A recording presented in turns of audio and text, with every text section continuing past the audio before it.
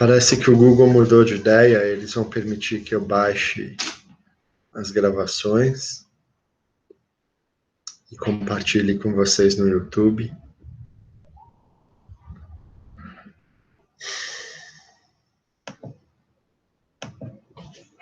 Só em caso, deixa eu abrir aqui o OBS para...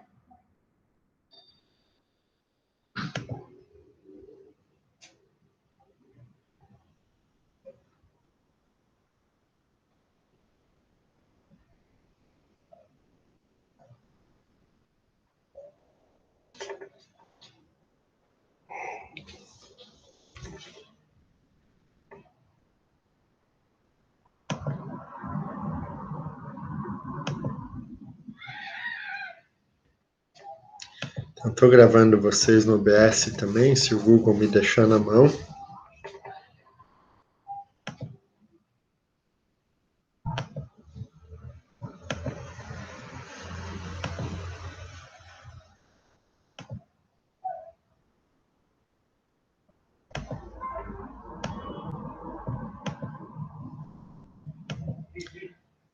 E vamos começar a apresentação.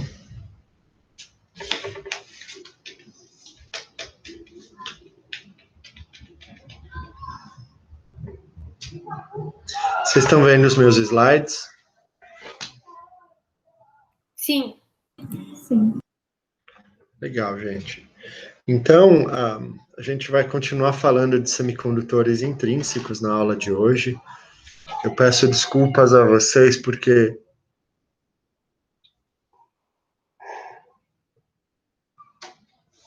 eu vou repetir bastante coisa do que eu falei na outra aula, porque é uma parte crucial do curso, e se vocês não pegarem isso, vocês não pegam nada. Então, vamos lá. Bom, a gente discutiu que a estrutura eletrônica de sólidos, em geral, tem essa cara aqui, na verdade. Então, aqui, no caso, eu tenho silício. Essas bandas aqui, daqui para baixo, são estados preenchidos com elétrons. Aqui são os estados vazios, sem elétrons.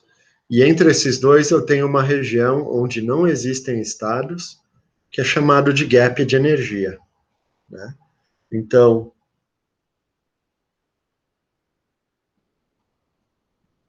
os estados eletrônicos ocupados de energia mais alta, a gente chama de máximo ou topo da banda de valência. E os estados eletrônicos de energia mais baixa, despopulados, a gente chama de base da banda de condução ou mínimo da banda de condução. E aqui no caso do silício, eles estão então indicados por essas setas. A grande pergunta é, isso tudo que eu falei para vocês de estados vazios e estados cheios, isso vale a temperatura de 0 grau Kelvin. O que acontece? O que acontece quando a gente coloca a temperatura nesse sistema?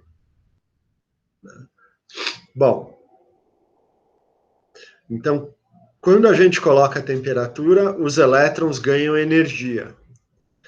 Mas ter energia não basta, é preciso que haja estados também para acomodar esses elétrons. Então, se a gente olhar a estrutura de bandas do elétron, eu tenho os níveis eletrônicos, e a energia desses níveis eletrônicos muda em diferentes porções da zona de Brillouin do cristal. Então, para saber quantos estados de energia eu tenho em uma determinada faixa de energia, eu preciso varrer essa faixa e integrar todos os estados que tem para obter curvas como essa aqui, que a gente chama de densidade de estados.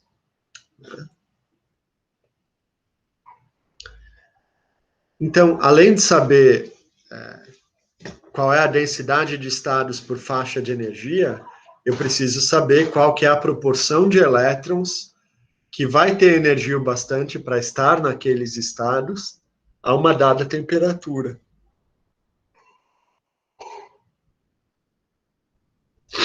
Bom, essa proporção de elétrons, ela é dada pela distribuição de Fermi-Dirac, que tem essa cara aqui. Então, 1 sobre 1 mais a exponencial de E menos EF sobre KBT. Onde essa função f pode valer 1 ou 0, ou valores intermediários também, onde 0 significa 0% de probabilidade de um estado com uma energia dada estar ocupado, e 1 significaria 100% de probabilidade.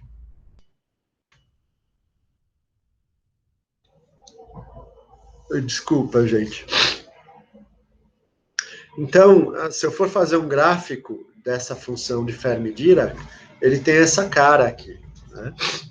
Na última aula eu discuti com vocês. Então, imaginem temperatura tendendo a 0 grau Kelvin, a 0 Kelvin, desculpa.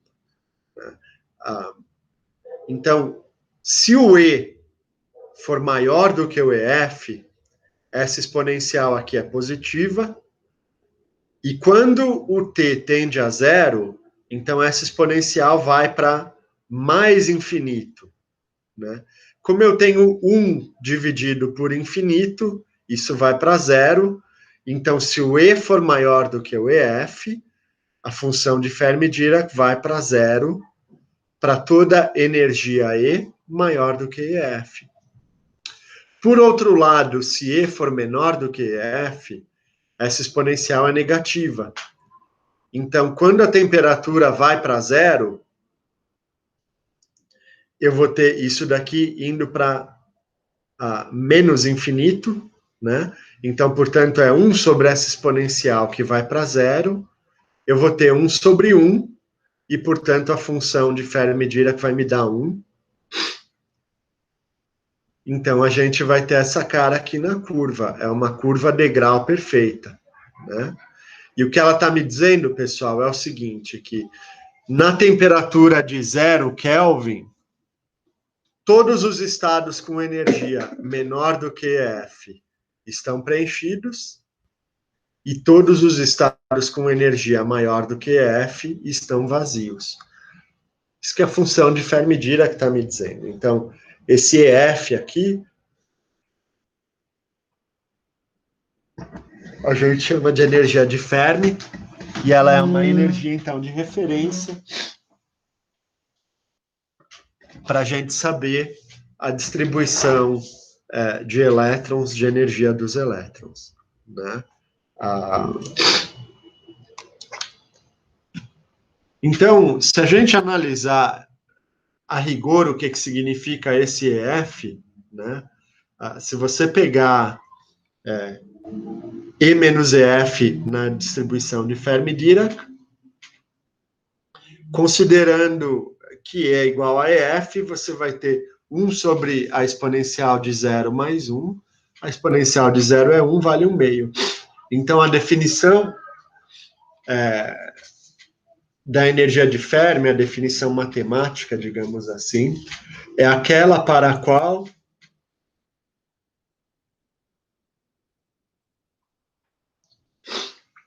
a probabilidade de ocorrência de elétrons é exatamente igual a meio.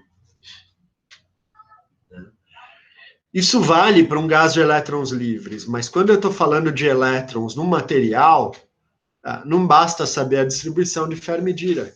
Eu tenho que saber se naquela região de energia existem estados o bastante para acomodarem esses elétrons.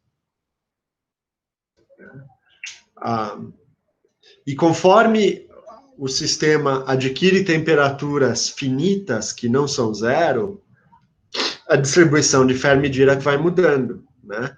Então, se vocês quiserem fazer esses gráficos aqui no Matemática ou em qualquer outro programa que vocês tenham familiaridade, mesmo com Python dá para fazer, vocês vão ver essa cara aqui de curva, né? Então, aqui no caso, eu tenho que T3 é maior do que T2, é maior do que T1, que é maior do que T0. quanto mais a temperatura aumenta, mais estados vazios eu tenho com energia menor do que F, e mais estados preenchidos eu tenho com energia maior do que F.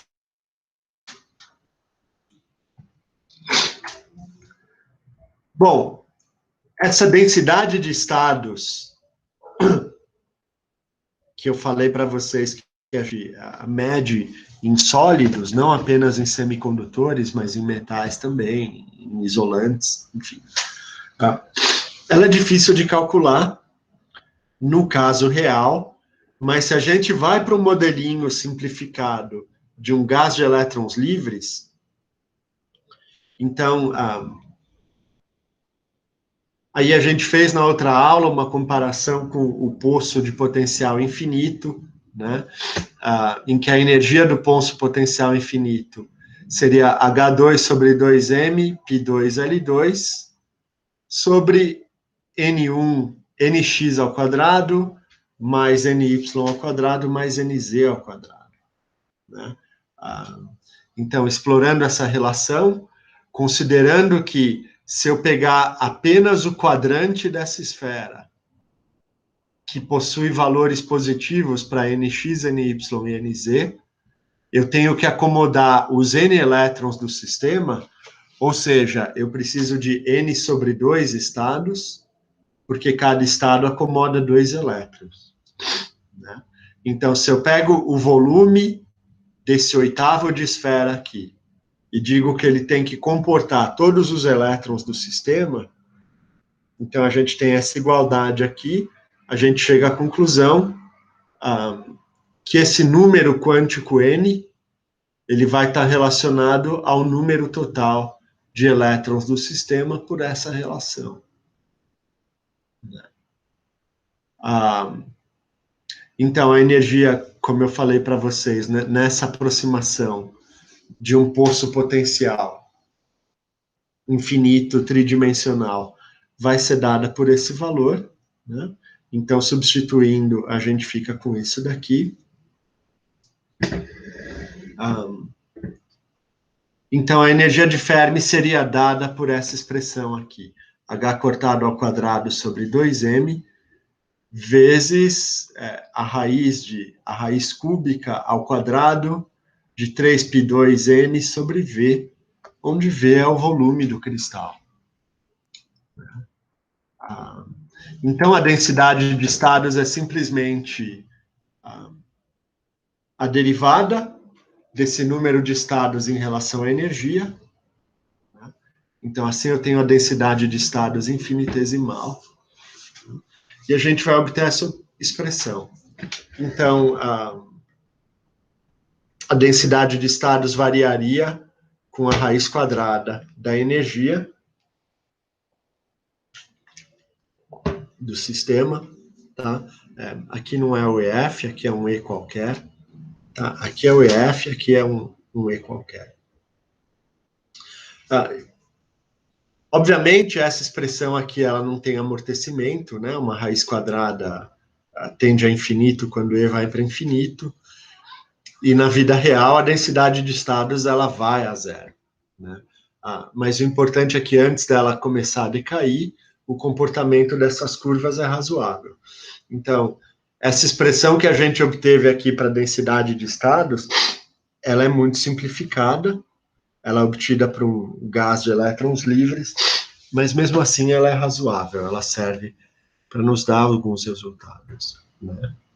E aqui nesse slide, pessoal, eu mostro para vocês a superfície de Fermi de diferentes elementos. Então, aqui a gente tem uns elementos bem exóticos, né? Tirando o potássio, o cálcio, enfim. A gente tem o estrôncio, a gente tem o ítrio, a gente tem o nióbio, o molibdênio, e daí por diante.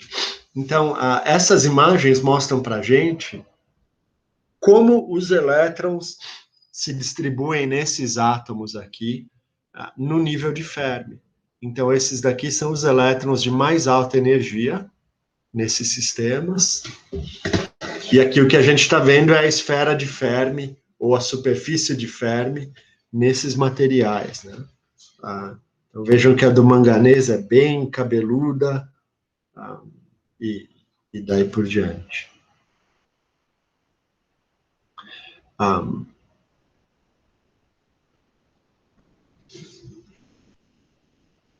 Bom, aqui eu mostro para vocês, a gente já viu isso em outra aula, então a gente tem a superfície de Fermi para o grafeno, né? Onde ocorrem esses cones aqui, essas regiões cônicas, que são chamados de cones de Dirac, e pelo fato de que a dispersão de energia por K nessa região é linear, isso significa que esses elétrons aqui são o que a gente chama de partículas de Dirac, porque eles se comportam como se tivessem massa nula. Então, esses elétrons no grafeno, eles se comportam quase como se eles fossem fótons, partículas de luz com massa nula, né? E por causa disso, enfim, muitas das propriedades mais interessantes do grafeno se originam desse fato.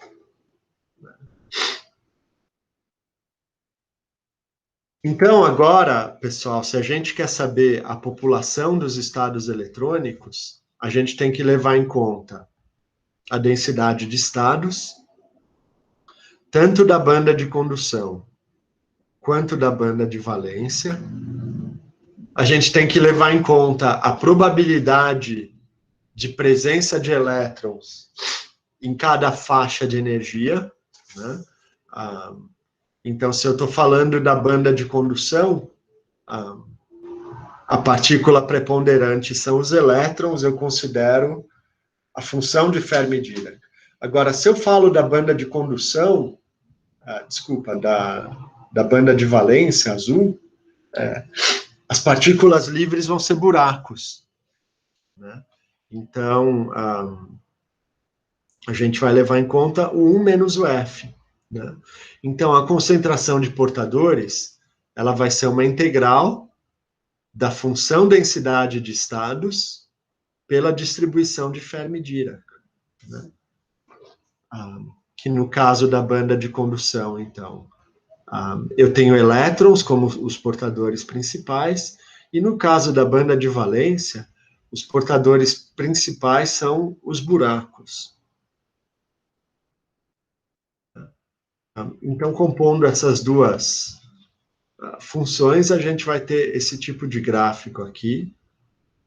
Opa. Que me mostra a proporção de elétrons numa dada faixa de energia num sólido, né? Pode ser um metal, pode ser um semicondutor.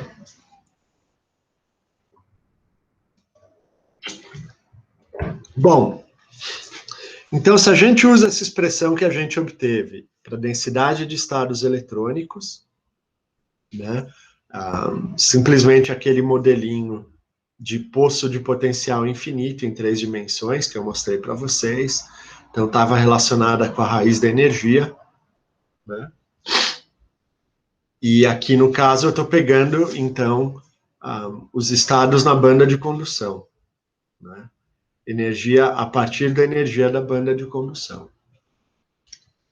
E aqui a gente escreve a distribuição de Fermi-Dirac de uma maneira aproximada, onde eu simplesmente estou usando o fato de que E menos EF é muito maior do que KBT a temperatura ambiente. Então, ao invés de ficar escrevendo 1 sobre 1 mais E mais a exponencial, né, de E menos EF, a gente simplesmente desprezou aquele outro 1 do numerador e do denominador, desculpem, e a gente troca o sinal, então, da exponencial, né? Então, a concentração de elétrons livres na banda de condução, eu integro desde a base da banda de condução até infinito, a densidade de estados eletrônicos, vezes a função de distribuição de Fermi-Dirac, né? Então, se a gente substituir os valores que estão aqui em cima, a gente vai recair nessa equação. Essa equação é um pouquinho chata, mas ela é tabelada, e os resultados dela vão nos dar isso daqui, né? Que a concentração de elétrons livres na banda de condução vai ser um fator multiplicativo vezes um fator exponencial, e esse fator exponencial está relacionado à diferença de energia do estado que eu tenho interesse, aqui no caso, a banda de condução, e a energia de Fermi, né? Dividido por kBt. Esse fator multiplicativo, ele não é constante, ele varia linearmente com a temperatura. Linearmente não, na verdade, ele varia com a potência de 3/2 da temperatura. De maneira análoga, a gente pode calcular a concentração de buracos no semicondutor. Então, a expressão para a densidade de estados é parecida, né? Só que agora eu pego do zero até o topo da banda de valência, a integração. E aqui, ao invés de considerar a função de distribuição de Fermi-Dirac, eu considero 1 menos ela, porque eu estou falando aqui da probabilidade do estado estar vazio. Bom, a gente vai cair, então, substituindo os valores numa integral parecida com a integral que a gente obteve para o N. E, portanto, a resposta é muito parecida. Eu tenho um fator multiplicativo NV, que não é constante, né? Que, de novo, ele varia com a temperatura. Mas eu tenho aqui um fator exponencial que é muito maior, muito mais forte. Então, ele vai dominar o comportamento dos buracos conforme a temperatura aumenta.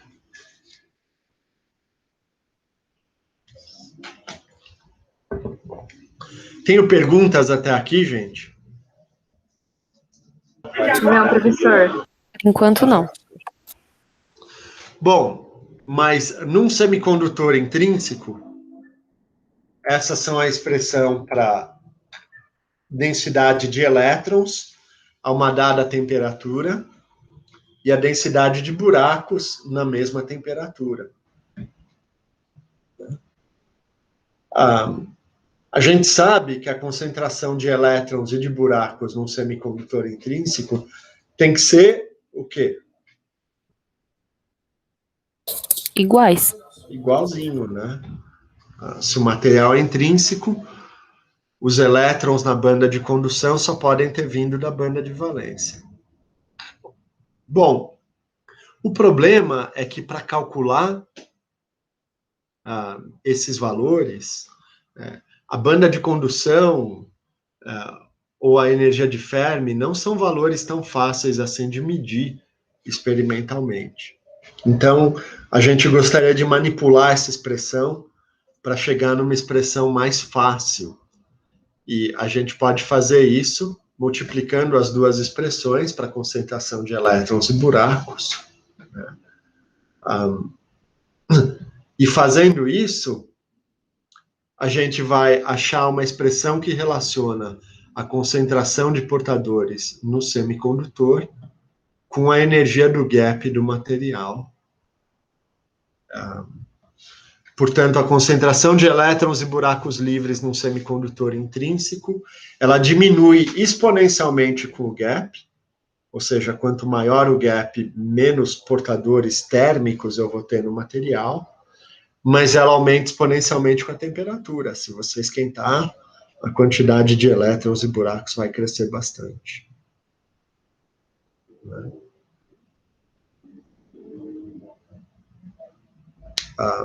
Bom, se a gente continuar manipulando essas expressões, né? Então, em particular, a expressão para a concentração de buracos no material.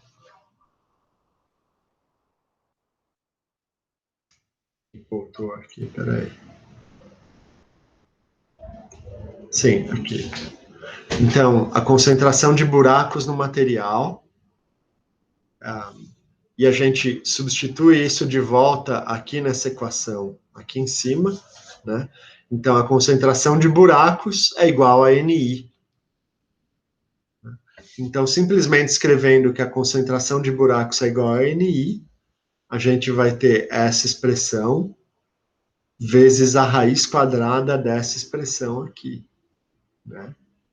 Que é o que a gente tem, NC, NV a meio, exponencial da energia do gap 2kBt.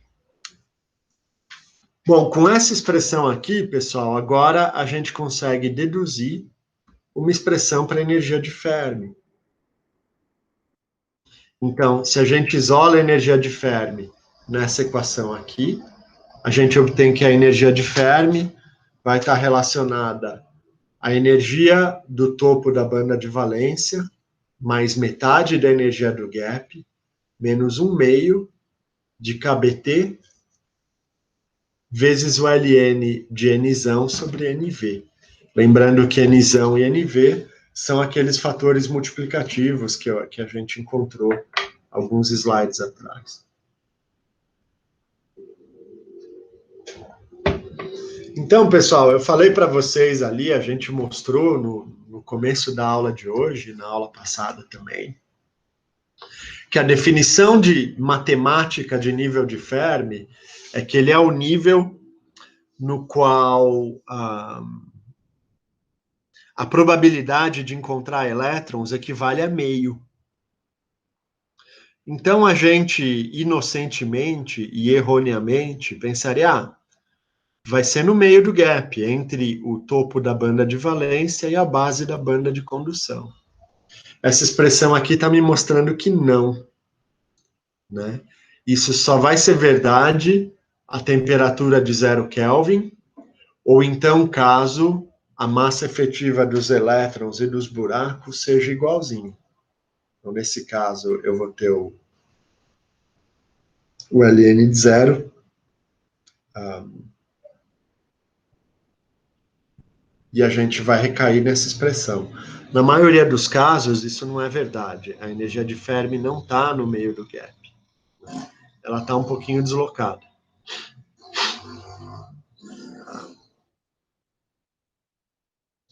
Então, muito bem, gente. Então, esses daqui são os semicondutores intrínsecos. A gente resolveu alguns exemplinhos na última aula. Mas a pergunta é, então, como é que eu consigo colocar portadores livres num semicondutor intrínseco? Então, um semicondutor intrínseco a baixa temperatura, ele é um isolante, ele conduz muito mal. Agora, conforme a temperatura aumenta, ele começa a virar um condutor. E quais são as maneiras de ter portadores livres num semicondutor intrínseco? Então, a gente pode fazer excitação óptica, que significa os elétrons da banda de valência absorvem luz visível, sendo que a luz, bom, não precisa ser luz visível, mas a maior parte da radiação solar é luz visível, né? 95% da radiação solar é luz visível, que está nessa faixa aí de 1 a 2 eletronvolts. Né? Então, boas notícias para o semicondutor. A outra maneira de produzir elétrons livres e buracos livres na banda de valência e na banda de condução é por excitação térmica. Só que a gente sabe que a temperatura ambiente, o kBt é apenas 0,025 eletronvolts. Ou seja, ele é muito pequeno. Então, excitação térmica não é um mecanismo muito eficiente para fazer com que um semicondutor passe a ter portadores livres. Deixa eu ver a hora aqui.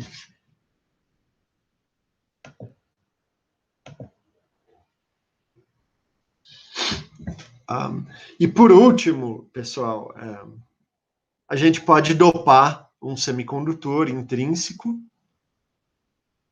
e aí ele passa a ser um semicondutor extrínseco, E nesse caso, eu posso ter excesso de elétrons ou buracos no semicondutor, vindo dessa dopagem.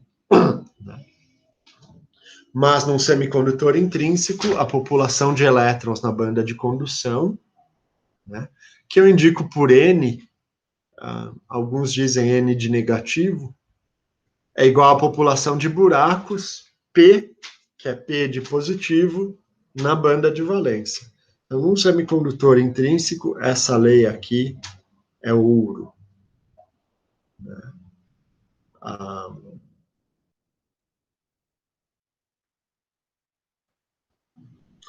Bom, e a gente vê que a excitação óptica é muito mais eficiente que a excitação térmica, se eu não estou dopando o material. Na última aula, alguém falou de campo elétrico, né? Em princípio, o campo elétrico pode sim gerar elétrons livres no material, mas ele teria que ser alto bastante para romper ligações químicas e libertar esses elétrons. E no limite, esse campo alto acabaria degradando o material, né? Então, vocês veem que a luz visível é da ordem de 1 a 2 eletronvolt. Uma diferença de potencial alta que eu aplico no material é da ordem de 1000 volts por centímetro. Né? 1000 volts por centímetro daria algo da ordem de... se você pegar por 1000 volts por centímetro, seria 10 a terceira vezes 10 a menos 8, seria 10 a menos 5 volts por angstrom. Né? Ou seja, é pouco, né? É muito pouco. Então, para você conseguir produzir excitação eletrônica só com campo elétrico, só com uma diferença de potencial, você precisa de um potencial realmente muito grande, e a chance de você acabar destruindo o seu material ao invés de produzindo portadores livres é muito grande também. Bom, então, olhem aqui essa curva. Essa curva, se eu não passei para vocês na lista, ela vai estar na próxima lista de vocês. Né? Então, eu vou pedir para vocês explicarem esse gráfico. Então, aqui eu tenho um semicondutor, né? E aqui eu tenho a condutividade dele. Então, a temperatura baixa, a condutividade vai subindo, subindo, subindo, conforme a temperatura aumenta, até que ele trava aqui, ele para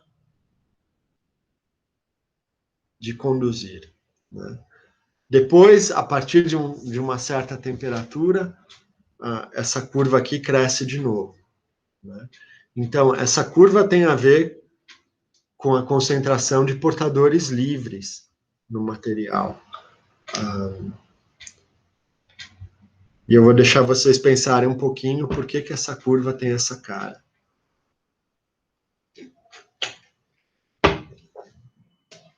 Perguntas até aqui, gente?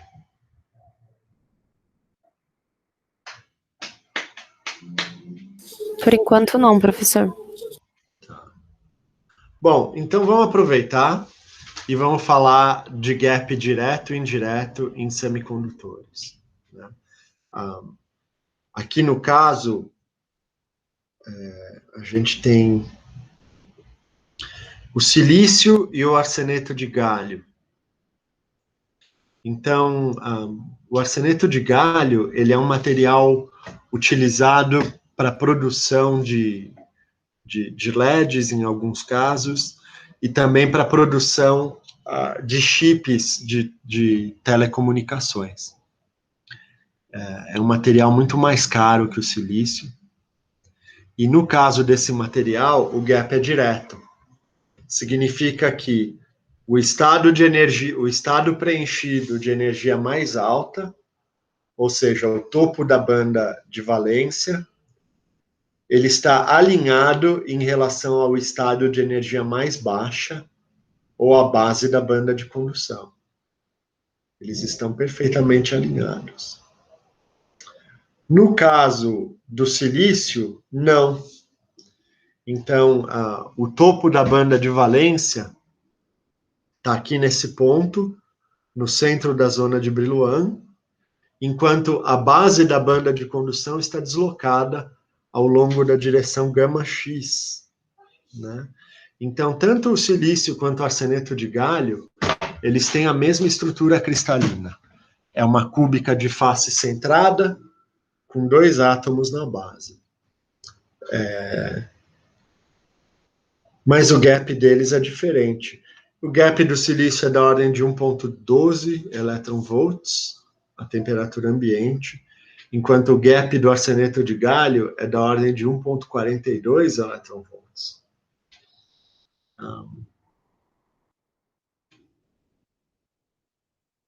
Então, eu mostrei para vocês ali nas aulas anteriores que, no caso, quando a gente fala de um cristal, eu não tenho mais a simetria esférica que eu tinha no potencial da equação de Schrödinger para átomos. Então, significa que, em diferentes partes do cristal, os níveis eletrônicos vão ter energia diferente, simplesmente porque o potencial que eles percebem é diferente.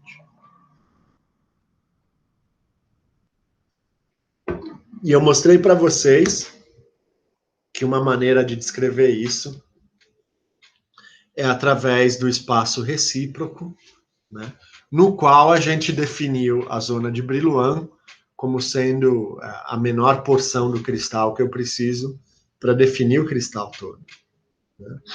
Então, no caso do silício, o estado preenchido de energia mais alta, ou seja, o topo da banda de condução, de valência, ele está localizado bem no centro da zona de Brillouin, que é o ponto gama, né? A base da banda de condução, por outro lado, ela está localizada cerca de 85% dessa distância do ponto gama até o ponto X, ela está aqui no meio, né? Então, esse material aqui, a gente chama de material de gap indireto, né? Porque os elétrons, para serem transferidos da banda de valência para a banda de condução, eles têm que fazer uma transição de energia e eles têm que fazer também uma transição de vetor K. Tá? Porque ele está mudando de ponto na zona de Brillouin. Então, no caso do arseneto de galho, não. O elétron que está aqui no topo da banda de valência do arseneto de galho, ele vai para a base da banda de condução no arseneto de galho, fazendo uma transição simples e direta. Já no caso do silício, não. No caso do silício, o elétron que está aqui no ponto gama, quando ele muda para a banda de condução, ele vai mudar para esse ponto X. Então, pessoal, eu não posso mudar de ponto K à toa. O ponto K está relacionado ao momento cristalino dos elétrons dentro do cristal. E uma coisa que a gente sabe da física é que momento se conserva, né? Lembram lá dos exemplos de FEMEC? Vocês fizeram aquele experimenta com os carrinhos, né? Os carrinhos que colidiam, ou mesmo as bolhas de bilhar. Todos vocês já devem ter brincado com bilhar alguma vez na vida. Eu tenho que ter conservação de momento.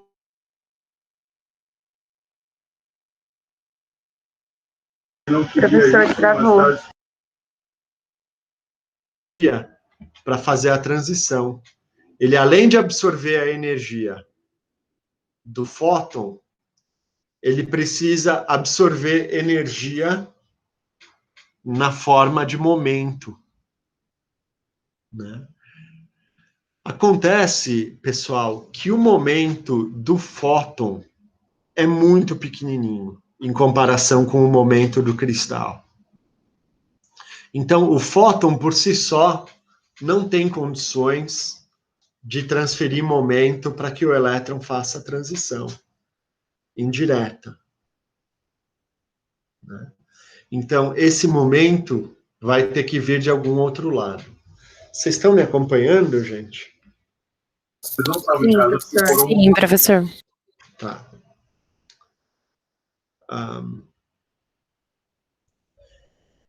Então, existem duas coisas que podem acontecer, gente. Se o fóton tiver excesso de energia em relação à energia necessária para transpor o gap de energia, o que pode acontecer é o seguinte: o elétron faz a transição, depois, esse elétron que tem um excesso de energia, ele vai fazer com que a rede cristalina chacoalhe, vibre, e ele perde um pouquinho de energia na forma dessa vibração. E aí ele passa, então, para o estado de energia mais baixa na banda de condução, né?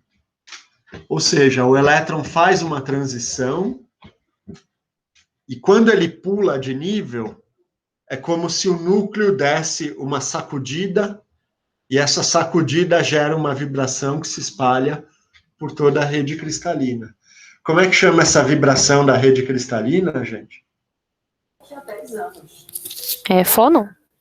Fono, isso aí, né? Porque está relacionada à propagação de som no material. Então, a propagação de som no material são fônons, né? A outra coisa que pode acontecer para que haja uma transição eletrônica num material de gap indireto no mesmo momento que um fóton que tem energia o bastante para transição eletrônica atingir o elétron, um fônon que já está presente no material também colide com esse elétron e dá para ele o momento necessário para ele fazer a transição, né? Então, nesse caso, o elétron também vai mudar de nível. Agora, vocês percebem, gente, que esse processo aqui é muito mais complicado do que esse? Está claro para vocês? Sim, tá sim. E por que é mais complicado? Porque ele precisa de fatores, entre aspas, externos para acontecer, né? Então, quer dizer, bom, ele sempre precisa de fatores externos, porque ele precisa do fóton, né? Só que nesse caso aqui, além do fóton, eu preciso também de um fônon, que tem que ter a quantidade de momento adequada para que o elétron faça a transição. Então, eu pergunto para vocês, gente, qual desses materiais aqui é mais eficiente para absorver radiação luminosa? O arseneto de galho ou o silício? O arseneto de galho? O arseneto de galho, ele é muito mais eficiente, mas muito mesmo, ordens de grandeza, né? Então, ordens de grandeza mais eficiente. Agora, apesar disso, vocês notem que qual é o principal material usado nos nossos painéis solares? Silício? Silício. Então, se o silício é tão ruim em absorver radiação, por que a gente usa o silício para fazer um fotovoltaico? Não sei, ele é um material mais barato? Ele é um material mais barato, com certeza, né? Silício é areia. É que entra na questão da dopagem, né? Que a gente pode utilizar para melhorar essa propriedade do material. Pois é. Mas, além de silício ser um material mais barato, a gente tem décadas de experiência fabricando silício com alto grau de controle das propriedades do silício. A gente também tem indústria e maquinário que é completamente preparado para lidar com silício, né? Então, se você for ver o custo-benefício de fazer um fotovoltaico baseado em silício, ele ainda é muito maior do que usar qualquer outro material. Tá? Isso está começando a mudar, e quando a gente chegar na discussão de fotovoltaicos, eu vou entrar nesse ponto. Por agora, eu não quero dar spoiler para vocês. Mas até o momento é isso, tá bom? Então, para a gente terminar essa discussão aqui de semicondutores indiretos e diretos. Eu tenho uma dúvida. Eu estou fazendo trabalho de LED azul, né? E aí ele é produzido a partir do nitreto de galho, do nitreto, enfim.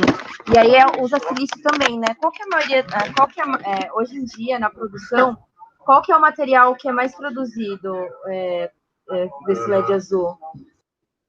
Qual que é o material mais utilizado para o LED azul hoje em dia? O LED azul é o nitreto de galho. E até hoje é o nitreto de galho, né? Tipo, não é usado outro material. Não. Tá. Que material que você falou? Silício?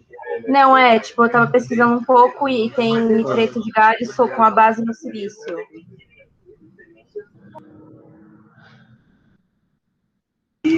Cresce o nitreto de galho sobre silício. Eu vi alguns estudos sobre isso também. Eu acho que não, mas dá uma olhada. Eu não conheço isso. Se você quiser, a gente pode até discutir. Você vai ver ali que o nitreto de galho é crescido numa base de nitreto de alumínio, né? Ou safira também, né? Safira por debaixo e nitreto de alumínio por cima. É uma parte da discussão, é justamente porque que eles fizeram esse nitreto de alumínio, enfim. O silício ele é usado para você integrar numa placa, né, num circuito integrado. Aí o silício é usado como a placa que integra os diferentes componentes eletrônicos, que pode ter LED. Mas ele não é usado diretamente no LED. Bom? Tá bom, obrigada. Por nada. Bom, gente, olhem o caso aqui do germânio. O germânio é um semicondutor interessante porque ele tem um gap indireto, só que o gap direto do germânio tem quase a mesma energia que o gap indireto, né? Então, é uma diferença de 0,14 electronvolts entre uma transição direta e indireta, né? E aqui, nesse gráfico, essa é outra questão que vai estar na lista de vocês, eu mostro a absorbância do germânio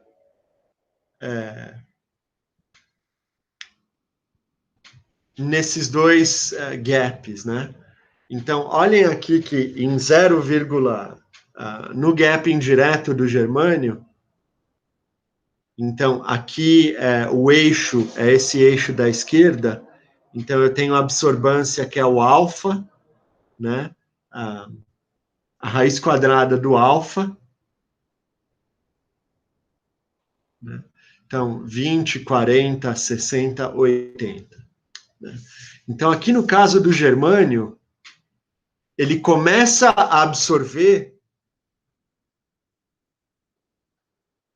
um pouquinho depois de 0,6. E ele vai absorvendo de maneira lenta, né? Conforme a energia dos fótons vai aumentando, né? E depois vai crescendo. No caso do outro gap, o gap direto, olha, a absorção de fótons, ela começa rigorosamente em 0,8 elétron-volt, e depois ela cresce de maneira rápida, mas vocês olhem que isso daqui é o alfa quadrado vezes 10 a 12. Então, comparem essa absorbância com essa aqui. Tá? Então, a pergunta que vai estar na lista de vocês é: por que que essa absorção começa devagarinho e depois cresce? Por que que essa absorção começa de maneira abrupta e tem valores de intensidade muitas ordens de grandeza maior do que essa daqui? Né? Então, food for thought. Vocês vão pensar um pouquinho a respeito disso e depois a gente discute. Tá? Mas primeiro eu quero que vocês pensem um pouco. Professor, Oi. o gap direto, ele sempre vai estar nesse ponto gama do gráfico? Ou ele Não. pode Não. ser em qualquer lugar? Só esses dois Pode, é últimos uma boa gráficos? pergunta. Com frequência ele está no ponto gama. Uhum. Mas não sempre. Né? Muitos materiais não tá. Tá bom. Bom?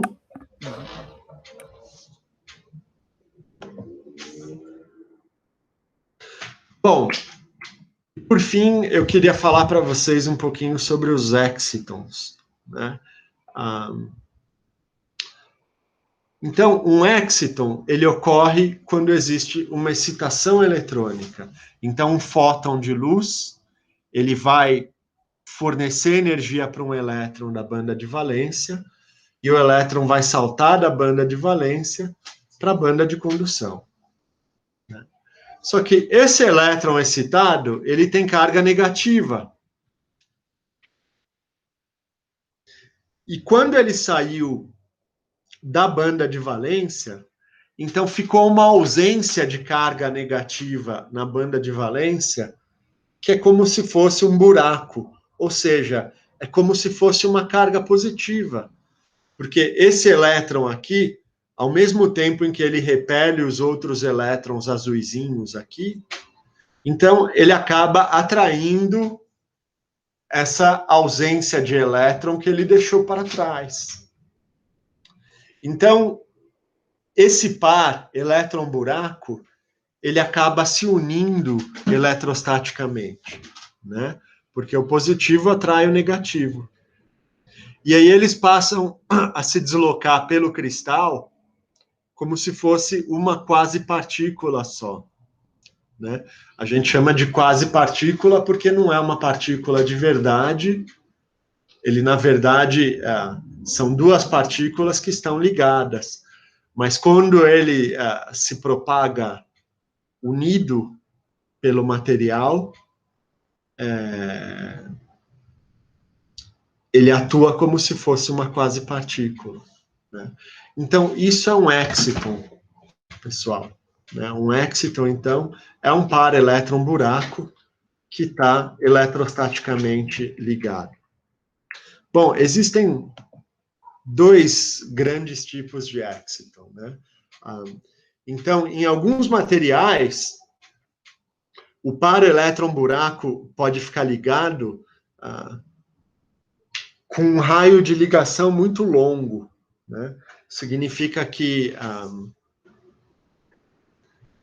o elétron que foi promovido, ele pode estar até longe do buraco que ele deixou na banda de valência, mas ele continua sentindo a carga desse buraco, e, portanto, eles estão ligados.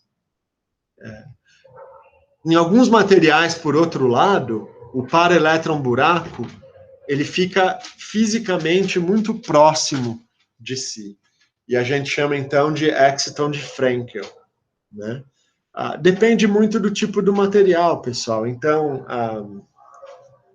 se você tiver um material, por exemplo, que a constante dielétrica é grande, significa que o efeito de uma carga positiva é blindado pelo material rapidamente e, portanto, se o elétron se afastar muito desse buraco, esse par aqui se desliga e o exciton desaparece, né?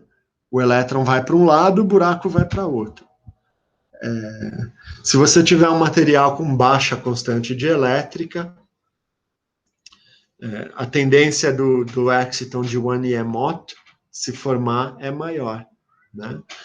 E aqui nessa imagem, pessoal, o que está mostrando para vocês é o seguinte: quando cargas de sinal oposto se atraem, elas reduzem a sua energia, né? Então, quando o elétron na banda de condução está ligado ao buraco na banda de valência, a energia dos dois é menor do que seria a de um elétron livre, longe de qualquer buraco na banda de condução. Então, por isso eu desenho o nível do exciton um pouquinho abaixo do nível de energia da banda de condução, né? Da mesma forma, o buraco, quando se liga com o elétron negativo, a energia dele reduz um pouquinho em relação ao que seria um buraco solto na banda de valência, né? A mesma coisa quando eu tenho um exciton de Frenkel, né? Bom, a existência do exciton, pessoal, ela tem como consequência, ela favorece a recombinação do par elétron-buraco que foi gerado pelo processo de absorção óptica, né? Então, veja bem, o elétron ele foi promovido para a banda de condução, onde a energia dele é maior. Vocês sabem que tudo na natureza tende a ficar no estado de menor energia possível. Então, se esse elétron foi lá para a banda de condução e ele olha para baixo e vê um buraco, né, o que ele mais quer é cair nesse buraco assim que possível. Então, a formação de um exciton, ela favorece com que os elétrons que foram fotogerados se recombinem com os buracos, né? Então é óbvio, pessoal, que se eu estiver querendo fazer um fotovoltaico, isso é ruim, porque quando eu faço um fotovoltaico, eu quero que a luz solar jogue elétrons na minha banda de condução, e aí quando eu aplicar uma diferença de potencial, esses elétrons vão formar uma corrente elétrica que eu vou usar para ligar os meus dispositivos, enfim. Agora, se o elétron que foi gerado pela luz solar, ele cai de volta no buraco, então eles vão emitir um fóton de novo, e eu perdi a energia solar, né? Da mesma forma, se eu tiver um fotodetector, né, que são dispositivos, por exemplo, detectores de radiação gama, usados em defesa nacional, né, ou detectores de raios-x, usados em aplicações de astronomia ou aplicações médicas. Então, nesse caso, a gente não quer que o elétron caia de volta no buraco e desapareça, né? Então, o que a gente quer é quebrar o par elétron-buraco e separá-los espacialmente. Eu quero realmente mandar o elétron para um lado e o buraco para o outro. Já quando eu tenho um LED ou um laser, o que eu vou promover é justamente essa recombinação de elétron com buraco para produzir luz, né? Então, os excitons não são nem vilões nem mocinhos, eles são entes físicos que podem ou não ser úteis dependendo da aplicação que a gente tem, né? Bom, a gente pode estimar a a energia do exciton de maneira bastante simplificada, usando esse modelo hidrogenoide de Mott-Wannier. Então, a ideia desse modelo é o seguinte: o exciton não é um par elétron-buraco, né? Elétron negativo, buraco positivo. Então, isso é mais ou menos como um átomo de hidrogênio, em que eu tenho um núcleo com um próton positivo e um elétron negativo em volta, né? Só que, nesse caso aqui, a massa do exciton, a massa do elétron é a massa efetiva do elétron no material, e a massa do núcleo, nesse caso, não é a massa do próton, ela é muito menor, ela é a massa do buraco. Então, seria a massa do elétron na banda de valência, né? Então, essa energia aqui, do exciton de Mott-Wannier, ela leva em conta esse parâmetro μ, que ele é chamado de massa reduzida do par elétron-buraco, tem a ver com a constante dielétrica do material, né? E essa constante aqui, que é chamada de constante de Rydberg de excitons, né?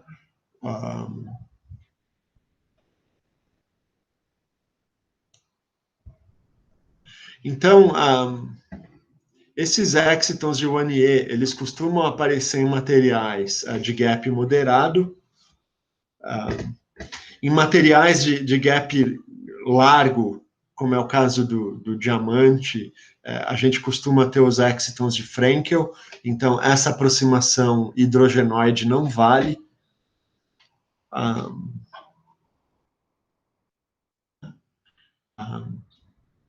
Então, aqui no caso dos excitons de Wannier-Mott, a energia de ligação costuma ser da ordem de 0,01 elétron-volt, né? Muito pequena. Aqui no caso está errado, é 0,1 elétron-volt. E o comprimento da ligação é da ordem de 10 nanômetros, ou seja, é bem longo, né? Eu tenho diversos comprimentos atômicos aqui. No caso dos excitons de Frenkel, é da ordem de 5 angstroms, então é quase a ligação de um átomo com o outro, né?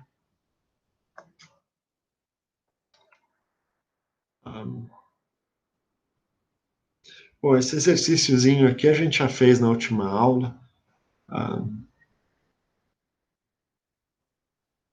Não preciso voltar a ele, eu não sei porque que eu pus ele aqui. Mas então é isso, pessoal. É isso que eu queria falar na aula de hoje. Alguém tem alguma pergunta?